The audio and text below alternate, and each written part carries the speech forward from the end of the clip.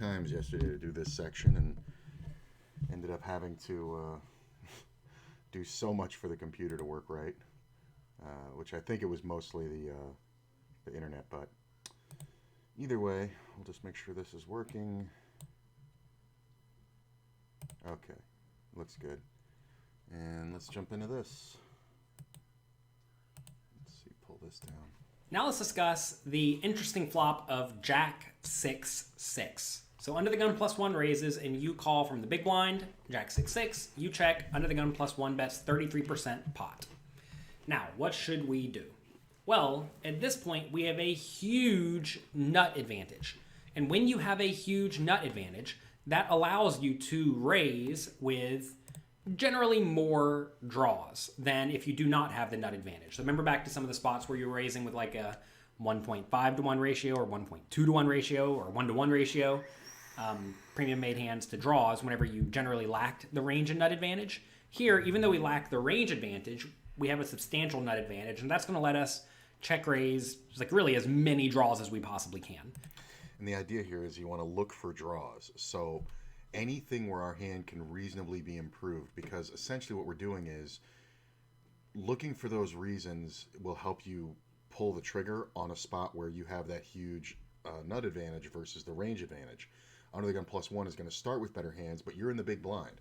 So you're going to have all the sixes, all the jacks, whereas under the gun +1 doesn't have as many, king jacks and, 10 jacks and things like that. And they also don't have very many sixes unless it's the suited ace-6. And a lot of people won't even play that. So, and you can actually get clues. Like if this is total rainbow, you can go, well, there's only 2 combinations of ace-6 left in the deck. There's not that many for him to have. Meanwhile, you can have 6-7, you can have 8-6, you can have 5-6. You can have all these hands that just have even a pair of aces just crushed. So looking for those draws and check raising in those instances allows you to weaken your check raising range, because your check raising range shouldn't just be a 6 here. It should be jacks. It should be, weak jacks. This jack 4, jack 3, stuff like that can call. But, check raising ace jack is kind of the way you want to go, because you're weakening your raising range, because you are going to check raise a lot of the sixes, the premium made hands down here. But it also allows you to, raise or to check raise things that are draws, like 2 overcards, 1 overcard, backdoor straight draw, flush draws, things like that. It does allow you to do that, so you kind of confuse your range for the other player. So we're going to check raise all of our nut hands besides the super nuts, Jack 6 and pocket 6s.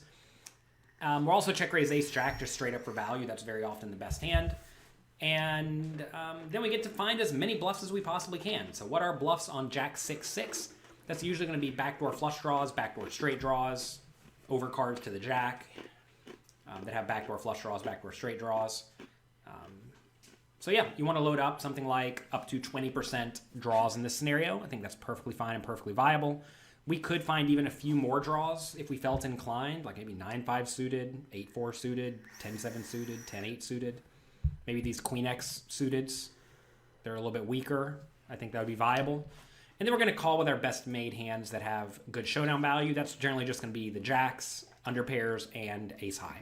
And we're going to be overfolding a decent amount in this spot. Whenever you have a big range disadvantage, you should be overfolding. But this is a neat scenario where we're going to be raising a lot of the time when we do continue. So I was raising 27, calling 26, folding 46. Here we have 25, 23, 51. So solver actually folds a little bit more than I do, a touch more. Solver raises about the same amount. And because remember, it says raise, but it is a check raise. So the thing to remember here is that if the player was betting straight into you and you were in position, let's say you're the under the gun player and the big blind defends and then he leads out, your raise is going to typically have to be bigger because you're trying to make a point about your hand, you're trying to be more polarized. But in this scenario, you've checked, the player has bet, and now you're raising. So your raise can actually be smaller percentage-wise versus the pot. Now the bet is bigger overall because your opponent's already bet 1/3 pot, but at the same time, you only have to raise half pot. You know what I'm saying? So it's a scenario where that half pot check raise actually works better than a check 3/4 pot raise, and it definitely works better than a check 1/3 pot raise. 1/3 pot looks too strong, 2/3 pot looks too weak. So, playing online, this is very easy. You just have the half pot bet button. You just use that. Don't use the 3/4 bet, one, unless it kind of flips. If you want to get the call or the player to go off, like you really think you have a strong suspicion they have aces, and you have a 6 here or something, then you can check raise huge, and you're going to push them to the point where they're going to go, nobody would do that with a 6. You know what I'm saying? So they're just going to go ape shit with aces, thinking you have a good jack, like ace jack or something. And calls a little bit less. So some of my calls, solver opts to fold. Solver raises about the same percentage I was raising, right? Maybe just a touch less. Let's take a look at what solver is raising, by the way. So ace jack, king jack it thinks is good enough sometimes, and queen jack it thinks is good enough sometimes, and jack 10 and jack 9, so that's interesting. And then a load of random bluffs, right? So just a smattering of backdoor flush draws, like I selected. Makes a lot of sense, right? Notice solver check raises ace 3 and ace 2 suited sometimes, also ace 4 suited. This is probably just because these are good overcard hands as well, which, seems viable. So I was calling these. Notice solver actually folds out the ones that don't have the backdoor flush draw, but with a backdoor flush draw, it always continues. Notice I was folding out the weaker ace high type hands. I think that's fine. I call a some, fold some. I think that's reasonable. Notice these have backdoor flush draws the majority of the time. So these strategies line up pretty nicely, but something to point out here is that you are actually check raising a pretty good amount of the time. Again, solver picks all these like queen X, king X, etc. So it's nice to see that line up. About a third of the time. Button raises, we call the big blind. Same scenario. Now we should probably actually raise maybe a touch less, because now the player on the button has lots of 6s in their range. That said, I do think we still get to check raise pretty frequently. Looks like I made a little error here. These hands are draws. My bad. So we have a little bit fewer premium hands, a little bit more draws, which would be good, right? Because we get to have that 2-to-1 or 1-to-2 ratio. So sorry about that oversight. Here, I think everything else looks pretty much the same as when we were against the early position raiser. Notice I'm check raising 7-5 and 8-7. I think these are pretty reasonable hands to check raise because they have some equity. That said, I do think you need to be careful with these lower hands. But whenever the board is jack 6-6, notice that the fact that these are undercards to 6s doesn't matter all that much, because if your opponent has a jack, you're in bad shape. And if they don't have a jack, you're probably in okay shape. Right. But if the board is instead jack 6, then you would mostly want to be check raising with overcards to the 6, because then if your opponent has a 6, a hand like 8-7 is just in substantially better shape, or even 10-7 is in substantially better shape than a hand that has an undercard to the 6. But on this board, it doesn't really matter. So we are using something like this strategy. Again, these numbers all look pretty nice to me. Solver folds 42. I was folding 41, so good. I was actually raising a little bit less than this for value, but a little bit more for bluff. So these two ranges will line up the same in terms of total percentage. So 24%. Solver check raises 25%, and that means calling is going to be the same too, so that's good. Solver does raise lots of these hands. Notice it does pick a lot of these low backdoor flush cards, or a lot of these backdoor flush draw, backdoor straight draw hands now. So that's good to see. 8-7 suited, for example, is basically always check raising. 5-3 suited, 4-3 suited, like pretty bad ones, basically always check raising. So that's good. Ace highs. This is one of those things where the solver becomes what's more intuitive. Like, good players realized years ago that your best bluffs are the ones that have very little going on. For the most part, they have connectivity on the back door, but not too much other than that, because the times you win pots with hands that don't have much, like 5-3 suited on this board, that is a major win, because you don't have as many opportunities to have a good showdown situation. You know what I'm saying? So you'll hear players, the old adage used to be, you want to bluff your worst hands, because then you make them your best hands, because you get value in situations where other players are not. And while that's true, the solver sees the mathematical probability that we know now, where hands like 5-3 suited and 5-4 suited do connect enough with backdoors that you actually can check raise them because of the removal cards that you have versus straights your opponent will have. So in scenarios like this where you have the 5-4 suited, check raising isn't bad as a pure bluff, because cards that come off like 7s and 4s that increase your chances of making a straight, or 7s and 3s, aren't usually going to live in your opponent's hand. Your opponent's not going to have very many 6-7s or, things like that. They're going to have hands like Ace-6 or, they could have some 6-8s or 9-6 or whatever coming from the button, but under the big blind, but from under the gun, not really so much.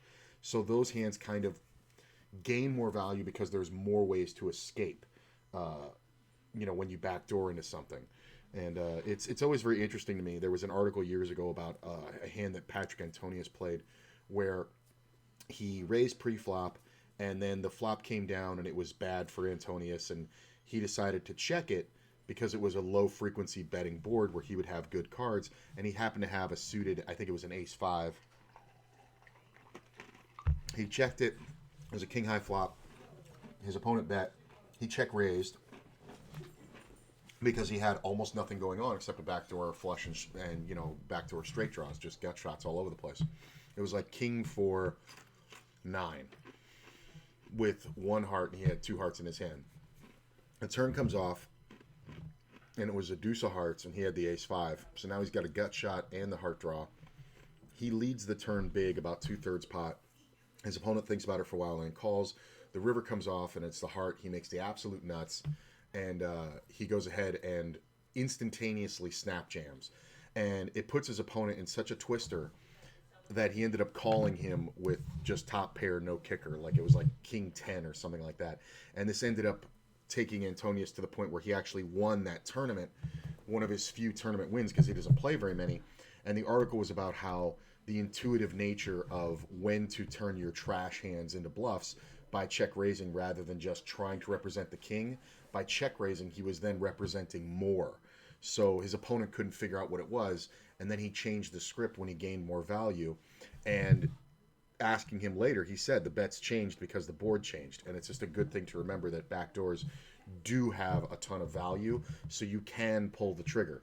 All these things with the solver, by the way, these little things that give you confidence and tell you what to do here, that's really what you're looking for. You can technically do this with any hand that you see the flop with here. But the thing of it is, when you have these hands, we now know mathematically the ways that they will help you, so you will be able to gain the ability to pull the trigger properly. Because that's the hardest part, is when you get stuck and you don't think you can raise.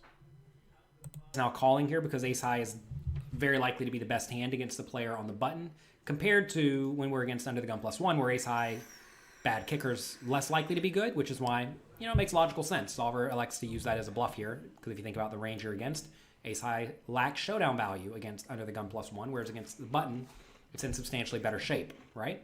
So you see that the solver doesn't really tell you why it's doing what you're doing, but if you use just a little bit of logic, you can usually figure out why the solver opted to do what it does. Like in this case, calling ace-highs against button instead of raising ace-highs against under the gun +1. Okay?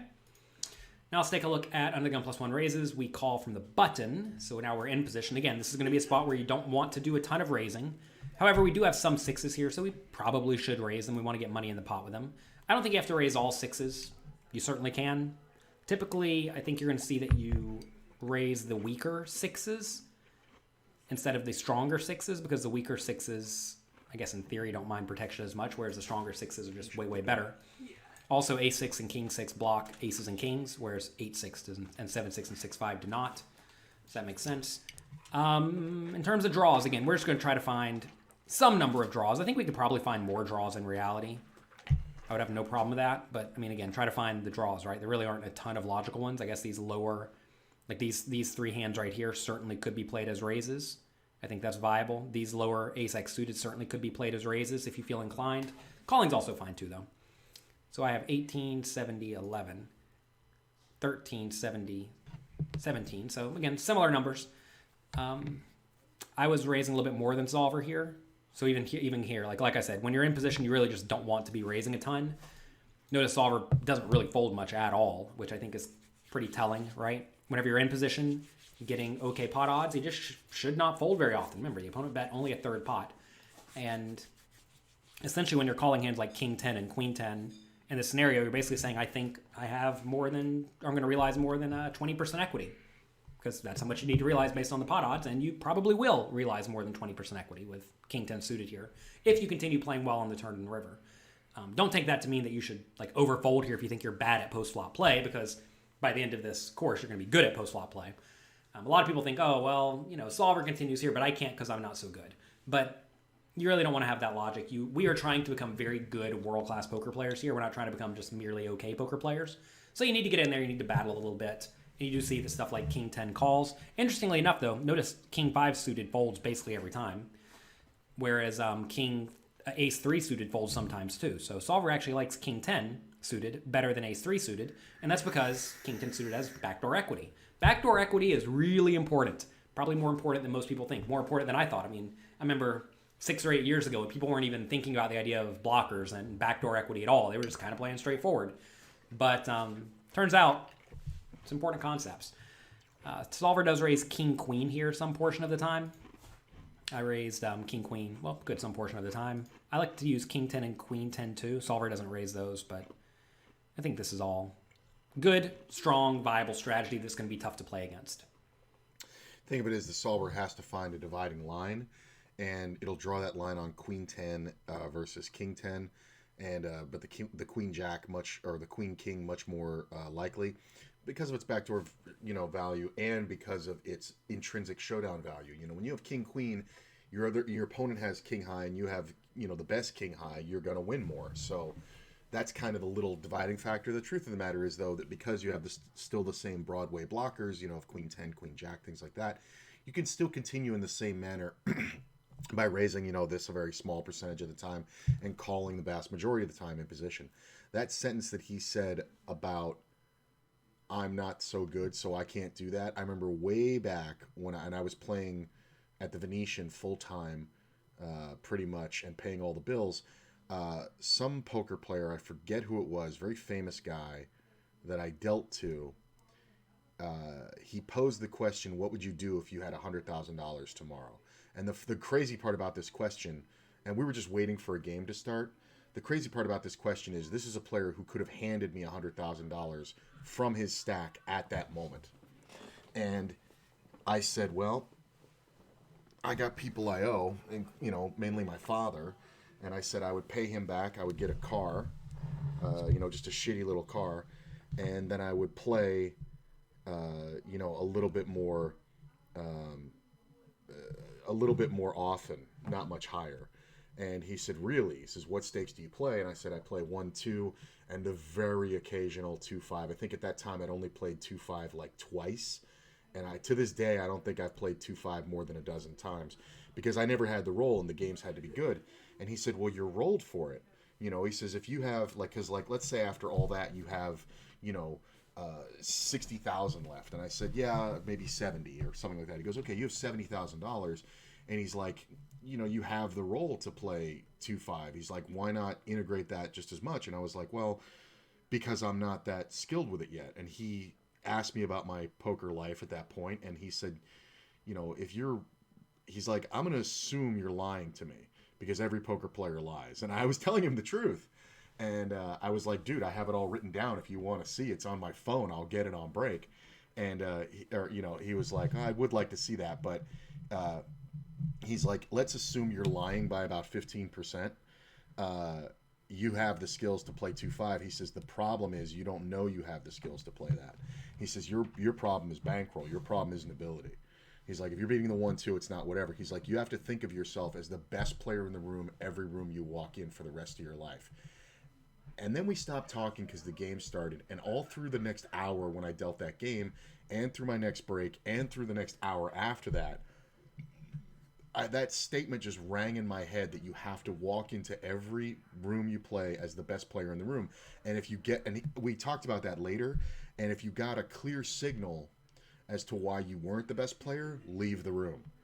And he was right, because I've walked into poker rooms, looked around, seen players that I didn't know, and saw the stacks in front of them, saw their body language, saw things like that, and immediately felt way too intimidated. And I was like, you know what? Bad game. And I would get up and leave. And it led me to finding better spots to play. But also it led me to my ultimate philosophy, which is every tournament I enter, I believe wholeheartedly I'm going to win. If I don't believe I'm going to win it, not if I can win it, no. If I don't believe I'm going to win it, I don't enter. That is the true today for me as anything else. And that's why I am taking this break from tournaments right now, because every time I get knocked out of a tournament, it is a shock to me. And I'm keeping that as an expectation, and I want to preserve that because that will keep me at the ultimate top of my study and my play. If every time I'm eliminated at a tournament, I can sit there and go, fuck, I wasn't expecting that. Not that somebody outplayed me, but just that my expectation of winning is so high, then I'm doing something right. Like, that's why you see, like, it's a lot of bad beats that get me and stuff like that. That's usually what knocks me out, because I'm not doing stupid things because I'm expecting to win. I think players don't expect to win when they play, and I think that really hurts them. So let's wrap this up. That's a philosophy thing. Are low paired boards high frequency or low frequency check raise situations when you're in the big blind facing the bet? Well, they're high frequency. You're going to check raise them more often, more frequently for frequency, because you have the nut advantage. You're in the big blind facing a bet from under the gun 1 on this board. What should you do with 8-8? It's kind of interesting. I do think there's a raise here because you have an overpair to the 6s, undercard to the jacks. Although I can see calling here a lot. But honestly, it's tough. I like the raise. Wrong. Call. Well, you should often be check raising. This board is still marginal made hand that prefers a call. Okay. So that's my problem. This adapts more to cash games than it does to tournaments, I guess, where I'm check raising this board with too much showdown value, where I should just be calling, because if the player is bluffing, I should allow them to keep bluffing. If they are ahead, I shouldn't try to give them all the money. So this is more of a cash game thing where you're going to see just auto C-bets on all boards, and check raising to protect your equity is kind of the best move. So in tournaments, though, yeah, I agree with this. It's a blind spot, though, for me. I do agree with this wholeheartedly, but it's a blind spot. You're in the button facing a 33% pot bet from under the gun +1. What should you do with Queen 10 suited? Well, if we have the backdoor draw, I like the raise. Wrong. Call. You're in. Oh, you're in. Oh, wait a minute. I'm on the button. I thought it said big blind. My mistake. I'm on the button. Duh. I'm on the button. In position, we call more than out of position. I'm an idiot. Okay, so we mark that as complete. Let's go on to the next section. I want to do about 45 minutes to an hour of Wake Up With Me today, and then I'm going to eat, and then I'm going to play cash games all day. Now let's discuss 9-7-5. This is my favorite. Under the gun +1 raises, you call from the big blind, 9-7-5. You check, and under the gun +1 bets 67% pot, using a big size, right? And we discussed this previously, that when under the gun +1 is betting in this scenario, that they are going to be pretty polarized. So if they are pretty polarized, we in turn cannot raise all that aggressively. So this board, low frequency for the under the gun +1, right? Under the gun +1's gonna have all the ace kings, ace queens, all the big pairs, things like that, king queen, king jack suited, all those hands, right? Good hands, good starter hands. This board does not improve those, and when that's the case, that means that the under the gun +1 player is in a low frequency situation. Lower frequency of betting means you have to make a bigger bet, so they're going to bet 67% pot here, versus when a board comes off king 7-5, well, now they have all the kings, so they're going to be betting at a very high frequency, so the bet can be much lower. See what I'm saying? So this is what you're going to be facing in this scenario, and this is what you should be doing in this scenario. I see a lot of players just auto c-betting the same amount all the time. It's not true. If you want to keep your c-bets polarized, so on boards that don't favor your range, bet bigger. If you're going to. You don't have to, but if you're going to. However, if you think your opponent's going to continuation bet with perhaps their entire range, then you should be check raising a ton. So right here, this is where you really want to be focusing on your opponent's strategy, because it's going to highly dictate the way you play this spot. There's an interesting wrinkle that comes up in cash games too, where you'll see players raise from an early position, get called by the cutoff or the button or even the big blind, and then when they c-bet, when they're either check 2 or they're first to act, they c-bet, they'll actually bet more than 2/3 pot, which is, in cash games, bets tend to range higher percentage-wise, but they'll actually bet full pot. If somebody bets the full pot, it's like they're weaker. It's like people see that and they go, oh, maybe he's got aces. He's just trying to protect an open. No. They're increasing the size of the bet because they're more afraid that players are going to continue. You see this happen a lot when players raise under the gun and get called 3 or 4 ways. And then instead of just checking a board like this, which is what you should do, they go ahead and c-bet like 80 to 90% pot. And it's like you're betting into 3 or 4 players. Somebody's going to have something. And unless you have a hand that wants to get it in, you probably want to check. Like even with aces on this board, I'm probably, if I'm under the gun and I raised and I got called 3 ways on this flop, let's say I had the ace of diamonds, ace of clubs in my hand, right? So I have two of the nut blockers here. I'm going to bet about 1/3 pot, just because I'm trying to get rid of all the hands that don't have much equity at all. Jack 10, king, queen, things like that. And I'm trying to suss out if somebody has outflopped me. And then we're going to go from there. But we're going to play a small pot unless I hit an ace. Usually how I initially proceed in this scenario, I'm going to be check raising with my absolute best hands. These are going to be straights, 2 pairs, and some of my sets. I typically check raise the straights every time, whereas I do not necessarily check raise hands like top set every time, because in this scenario, when the opponent is betting from under the gun +1, they just don't have any straights, right? Right. So therefore, my top set really is just the super nuts in this scenario. I'm not really concerned with being outdrawn. Because the straight, while it is stronger than the set, there is more chance of getting drawn out on by a pair of aces. The board comes off 5-5, and now you're up against a full house that beats you. If the person, makes an ace on the turn, or, has backdoor spade draws, things like that. Top set, not so much, because now if the board comes off 5-5 or 7-7, they have, 5s full of aces, and you have 9s full of 5s, so you're going to win. Stuff like that. So that's why check raising top set isn't the greatest play versus the original opener, because if they do have a hand like an overpair, you want them to go all the way off thinking you have a draw, and then just don't fold when any draws come in. I see players make this mistake where they start trapping, and then like the player bets big and they're like, oh, he's got aces, so they just call, and then the turn comes off and it's like a 10 of diamonds, right? And then they check, and the player bets monstrous again, and then they call, and then the river comes off and it's like the 4 of diamonds, right? So now there's 3 diamonds out there, and they check, and the player jams all in, and they fold because they think he could have a flush. No, your read was that he had an overpair. If you were wrong and he had the ace king of diamonds, well, then your player made a few huge mistakes in the hand, and he's going to have to get paid off. But you can't afford to fold in these situations. I've seen so many players go from trapping to folding in just ridiculous scenarios where the other player cannot have the hand that they're afraid of. It works for me because I can manipulate them into thinking I have those hands, but players give up too easily on that river. The river is an underbluff spot, but you have to understand sometimes people are betting that they don't know that they're bluffing. They think that they have the best hand for no fucking reason. And aces and kings are those hands. Or anything like that. So whenever I have a straight, I don't block any of my opponent's continuing range, all the overpairs and top pairs and whatnot. Whereas whenever I have top set, I block all the top pairs pretty hard. So for that reason, I don't necessarily want to check raise top set, but I do want to check raise the straights. If you thought your opponent's range was very strong, very polarized, you may actually not want to check raise much at all, right? Because you're not so concerned with the idea that you will miss value with your good hands, because if you think your opponent's betting range on the flop is very strong, they're just going to bet flop, bet turn, and bet river very frequently, allowing you to get maximum value from your nut hands. So you don't need to raise them to get it all in by the river.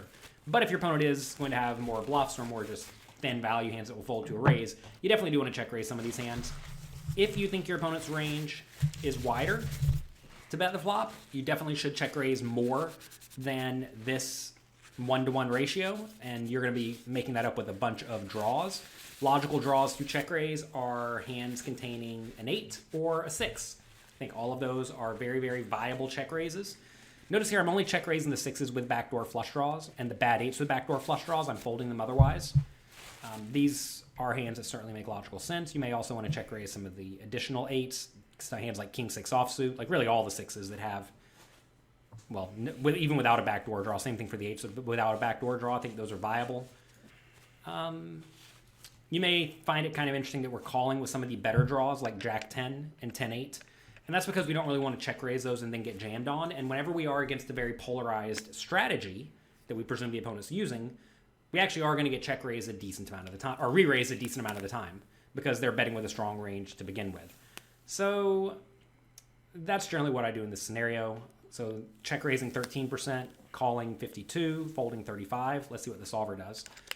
Solver actually check raises even less than I do, and that's because it presumes the opponent's playing a very good, fundamentally sound strategy. And if they are, you really can't check raise all that often because we're at an equity disadvantage. And when they bet with the very, very strong range, they are going to have a reasonable continuing range when we do check raise them. So we, in turn, do not actually get to check raise all that often.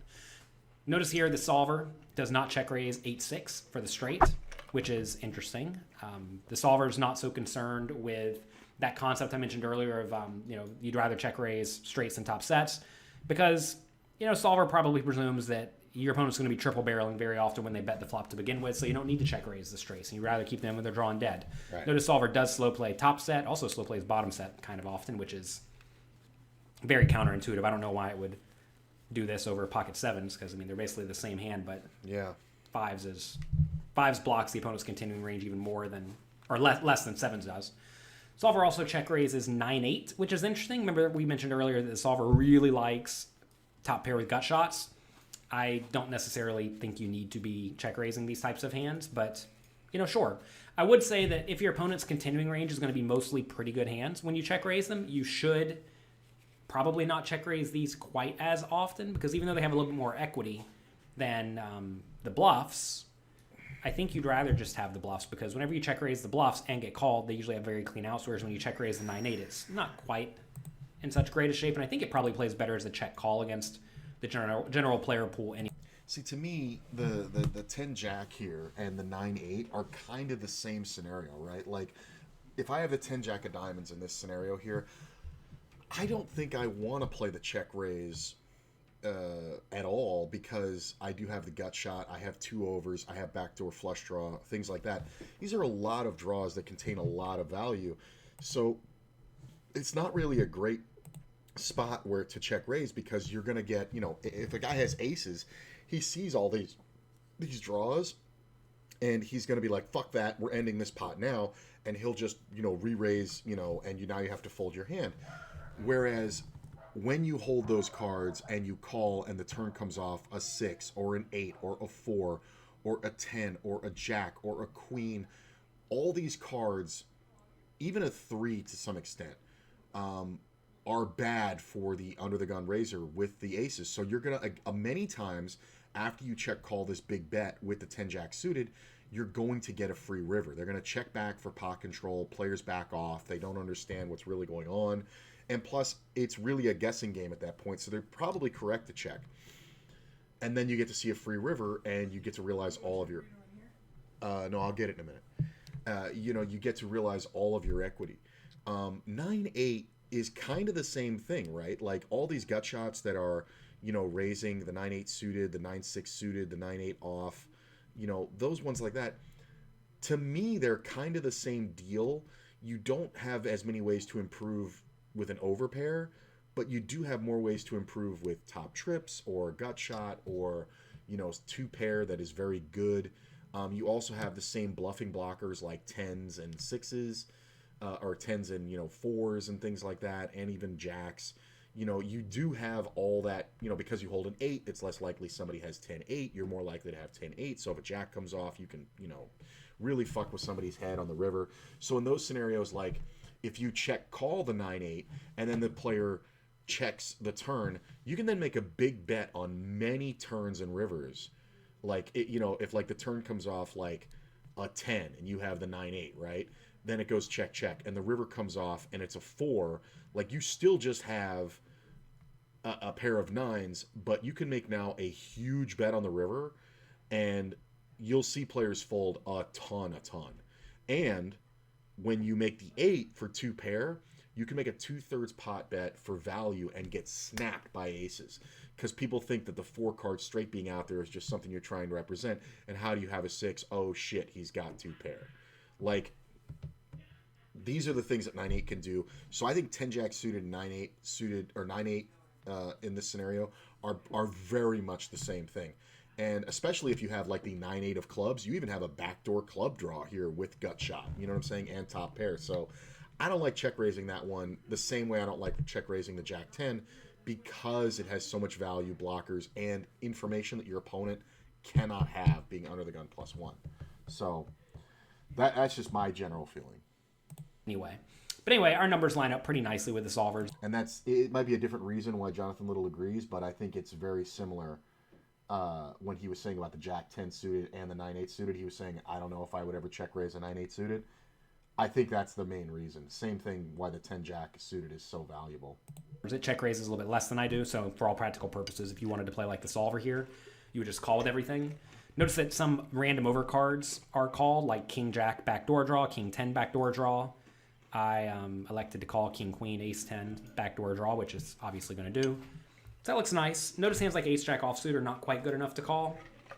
And there's definitely some line right in here where you start folding out the ace-highs, right?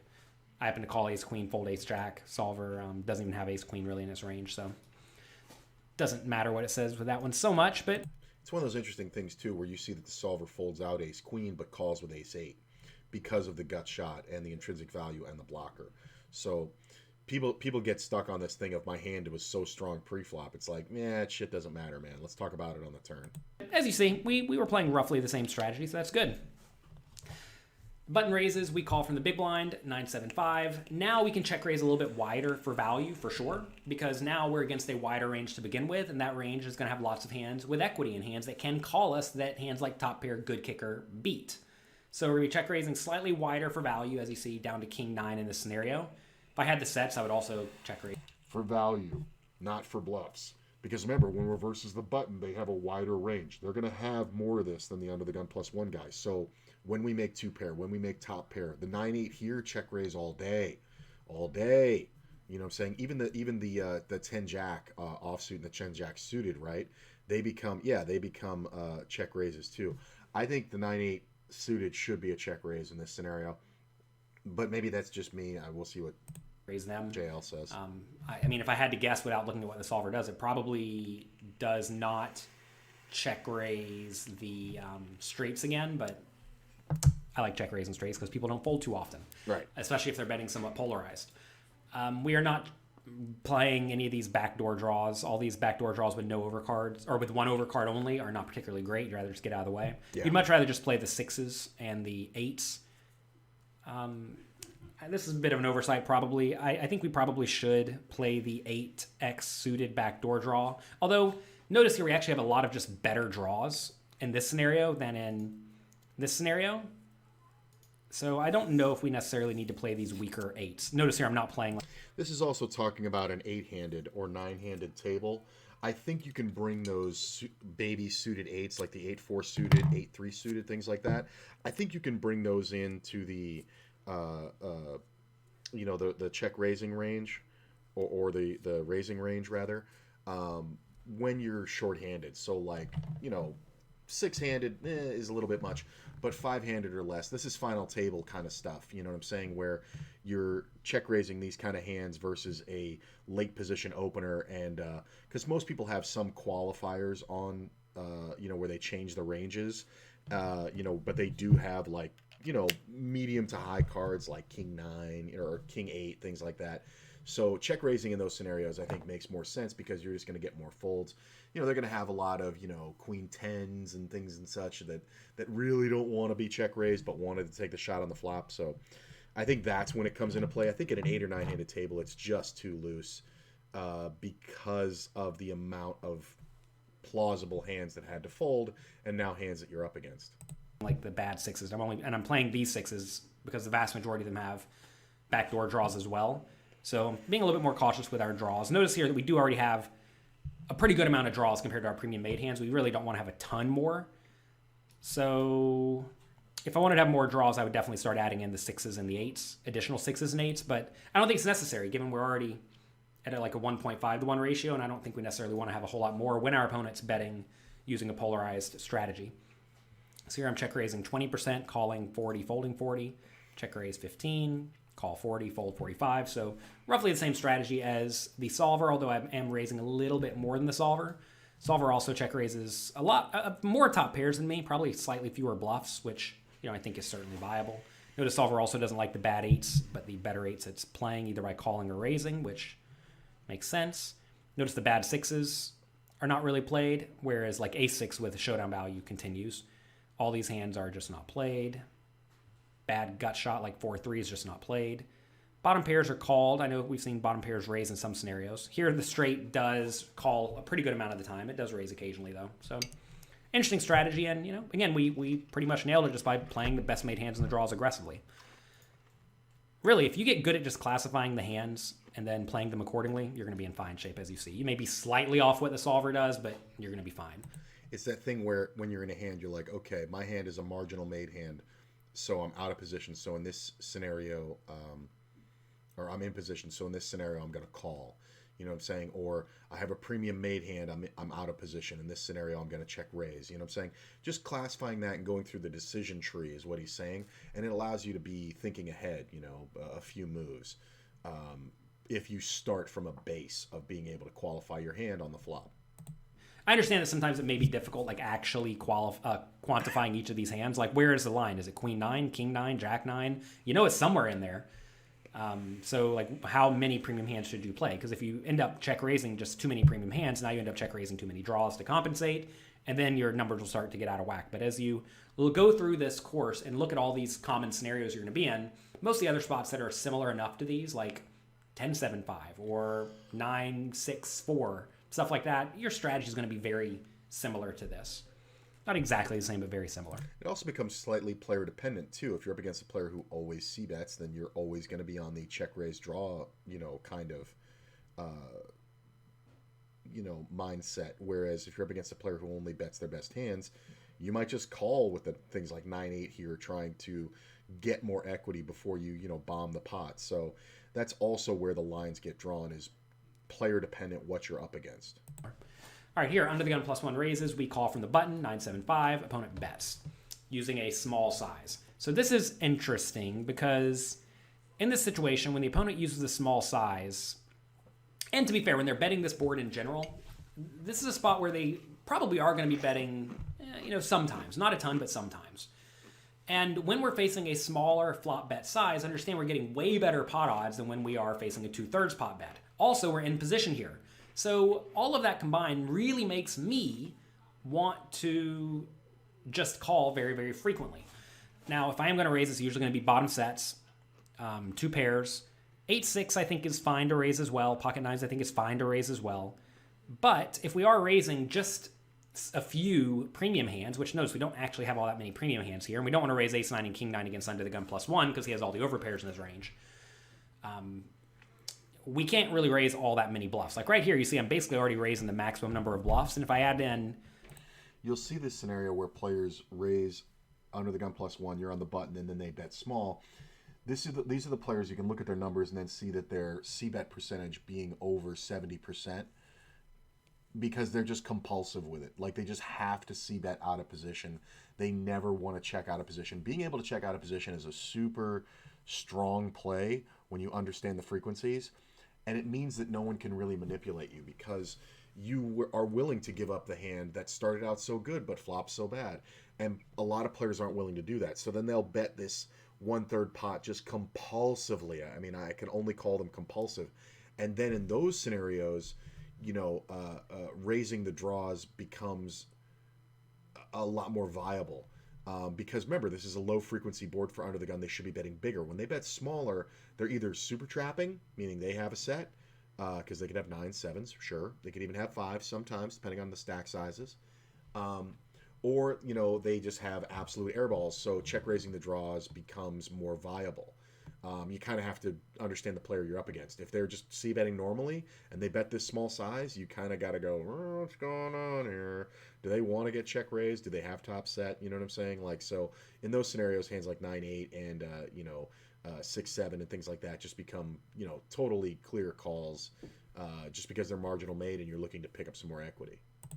1, 2, 3, 4, 5, 6, 7 additional premium hands. It's still a 1-to-1 ratio, right? So it's not like it's going to be insanely out of whack raising exactly the. And the raising of the premium hands at such a low frequency, just 4%, is because when you see this, most of the time it's bullshit.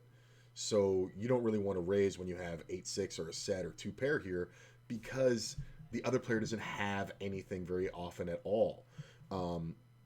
Check raising with your draws is where you're giving your draws value and getting a chance to win the pot when it seems kind of obvious the player doesn't really like what's going on, Sixes and the 10-8 and Jack-10. Basically, the draws lack showdown value and the sixes. If we did check raise a few more premium hands, maybe we want to mix in some 8s. But again, notice like we don't really need to, right? These 8s have decent showdown value, decent equity.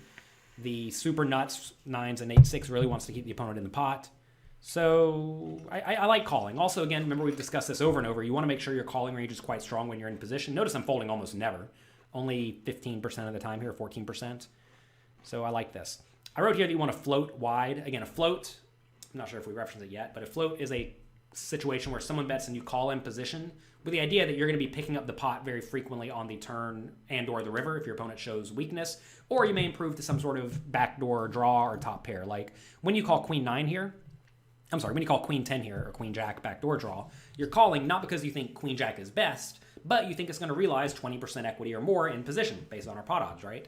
So these hands are not great, but they're going to realize more than 20% equity, so you should stick around with them. The only question is, should you call or should you raise? And in this scenario, we don't really get to have many more raises, so I think you just need to call. And if your opponent bets the turn when you get a complete blank, just fold.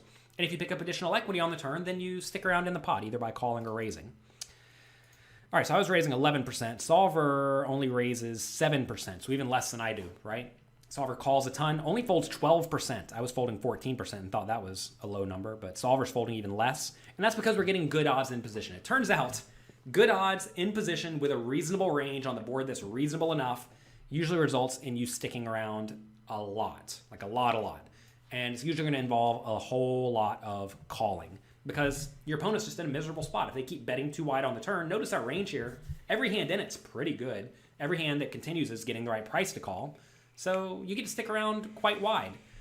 I'm trying to think, what was the solver even folding? So solver, I was going to say it folds some ace. It does stick around with the ace-x backdoor draw. What does it fold? It folds king, queen, and ace-jack. I've called ace-jack, folded king, queen. I guess does solver stick around with king-jack sometimes? It does stick around with king-jack sometimes. Kind of bizarre.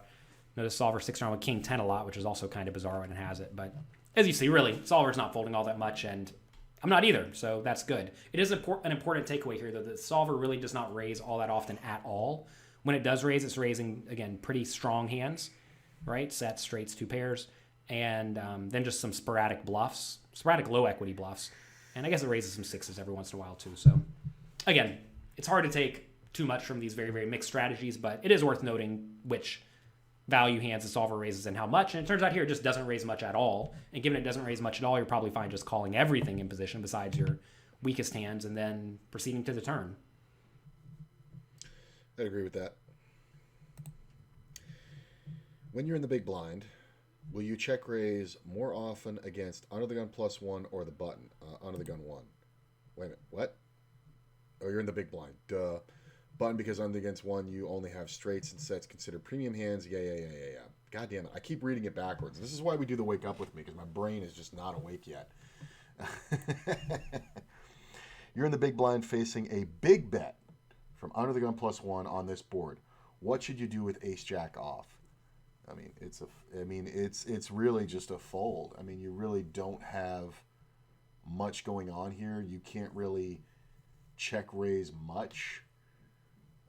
I feel like there's a second level to this that I'm not finding, but I think it's just a fold, right? Yeah, junk hands. All right, don't overthink it. You're in the big blind facing a 2/3 pot bet from the button. Okay. On this board, what should you do with hands like king 6 or queen 6? Um, considering you're out of position, I think the check raise here is more viable. But let's see. Yeah, great bluffing candidate. You should raise at some frequency. Yeah, because you have the gut shot and the backdoor flush draws and the overcard, and the buttons range is going to be so much wider. Then yeah, okay, that's cool. We're going to mark this as complete, and I want to see how much more is of this section on the flop. If it'll go back to the lesson. Okay. So there's an example here. Let's go back to the lesson. 7 hearts, 3 of spades, or 4 of spades, 3 hearts. So he's talking about a 2-card flush board, not a monotone, not a rainbow, but right in the middle. So we got 4 more sections of this. Probably going to take us 2 more wake up with me's to get through it. Maybe 1, depending on how fast these are. But yeah, I like it where we're at. I think we're making good progress.